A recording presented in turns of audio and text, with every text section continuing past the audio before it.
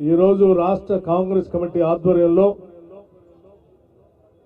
అలాగే రాష్ట్ర ప్రభుత్వ ఆధ్వర్యంలో కూడా పెద్ద ఎత్తున వారి జయంతి ఉత్సవాల్ని జరుపుకుంటూ ఉన్నాం. ఈ జయంతి ఉత్సవాల సందర్భంగా కాంగ్రెస్ పార్టీ నాయకులుగా రాష్ట్ర ప్రభుత్వంగా కూడా ఆనాటి డాక్టర్ వైఎస్ రాజశేఖర రెడ్డి గారి ఆలోచనలు మార్గాలు తప్పనిసరిగా వారి ఆలోచన అనుగుణంగా మనం నడిచే కార్యక్రమంలో భాగంగా మనం అందరం మరొక్కసారి అంకితమై ప్రజల కోసం పనిచేసే కార్యక్రమంలో ముందుకు పోతా ఉన్నాం. వారు ముఖ్యమంత్రిగా పనిచేసినటువంటి కాలం ఒక దశాబ్ద కాలం అయిపోయినప్పటికి కూడా చిరస్థాయిగా ప్రజల హృదయాల్లో కానీ రాష్ట్రంలో కానీ దేశంలో కానీ వారి పాదముద్రలు ఇంకా మన అందరికీ కనిపిస్తూనే ఉన్నాయి. దానికి కారణం అభివృద్ధిని సంక్షేమాన్ని రెండింటిని కూడా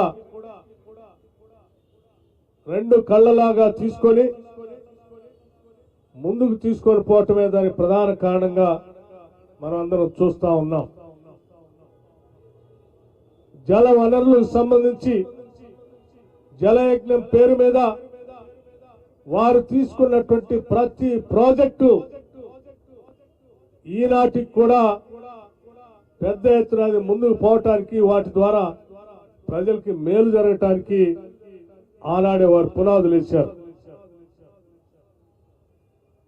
అలాగే సంక్షేమ కార్యక్రమాల్లో భాగంగా ఏ పేదవాళ్ళు కూడా కలలో కూడా ఊహించని విధంగా సాచురేషన్ పద్ధతిలో ఇందిరమ్మ ఇళ్ల కార్యక్రమాన్ని చేపట్టి పెద్ద ఎత్తున అమలు చేశారు. ఎవరు ఊహించిన స్థాయిలో ప్రతి పేద మధ్య తరగతుల కుటుంబాలకు సంబంధించిన బిడ్డలు చదువుకోవడానికి కావాల్సిన ఫీజు రియంబర్స్మెంట్ ని ప్రవేశపెట్టి ఈరోజు లక్షలాది మంది విద్యార్థులు దేశవ్యాప్తంగా అటు సాఫ్ట్వేర్ రంగంలో కానీ ఇతరత్ర రంగాల్లో కానీ వాళ్ళ ప్రపంచాన్ని శాసించగలిగే స్థాయిలో తెలుగు వాళ్ళు ఉన్నారు అంటే వారు ప్రవేశపెట్టినటువంటి ఫీజు రియంబర్స్మెంట్ పెద్ద ఎత్తున ఉపయోగపడిందన్న నగ్న సత్యాన్ని మనం ఎవరు కూడా మర్చిపోలేం. అలాగే పేదవాళ్ళందరూ కూడా అనారోగ్యానికి గురైతే ఆర్థిక పరిస్థితులు సహకరించకపోవటం వల్ల కళ్ల ముందే చనిపోతా ఉంటే చేయలేని నిస్సహాయ స్థితిలో ఉండి బాధపడుతున్నటువంటి ప్రజానికం మొత్తానికి కూడా మేమున్నామని చెప్పి రాజీవ్ ఆరోగ్యశ్రీ కార్యక్రమాన్ని ప్రవేశపెట్టి కార్పొరేట్ ఆసుపత్రుల్లో కూడా వైద్యం చేపించుకునేటువంటి స్థాయికి ప్రతి పేదవాడికి వైద్యాన్ని అందుబాటులో తీసుకొచ్చిన విషయం ఈ రోజు దేశంలోనే ఆదర్శప్రాయమైనటువంటి కార్యక్రమం. అలాగే అనేక ఇతరత్ర కార్యక్రమాలు పెద్ద ఎత్తున చేపట్టి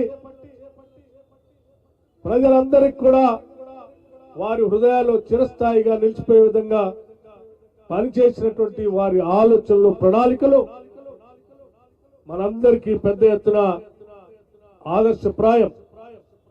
ఈరోజు తెలంగాణ రాష్ట్రం పెద్ద ఎత్తున ఆర్థిక అభివృద్ధిలో ముందుకు ప్రయాణం అవుతా ఉంది అంటే వడివడిగా సాగుతుందంటే వారు అందించినటువంటి ఔటర్ రింగ్ రోడ్డు కానీ వారు ఇచ్చినటువంటి ఇంటర్నేషనల్ ఎయిర్పోర్ట్ కానీ లేకపోతే ఇక్కడ ఇచ్చినటువంటి అనేక ఇన్ఫ్రాస్ట్రక్చర్ కార్యక్రమాలు కానీ ఈరోజు ప్రపంచం అంతా హైదరాబాద్ చుట్టూ చూసే విధంగా వారు వేసినటువంటి దీర్ఘకాలికమైనటువంటి పునాదులు మనకు అందించినటువంటి ఈ ఇన్ఫ్రాస్ట్రక్చర్ కార్యక్రమాలు ఈరోజు తెలంగాణ రాష్ట్రాన్ని హైదరాబాద్ ని ప్రపంచ పటంలో ఉండేటట్టుగా చేసినటువంటి వారి కార్యక్రమాలను తప్పనిసరిగా మనమందరం గుర్తుంచుకోవాల్సినటువంటి అవసరం ఉందని భావిస్తా ఉన్నాం.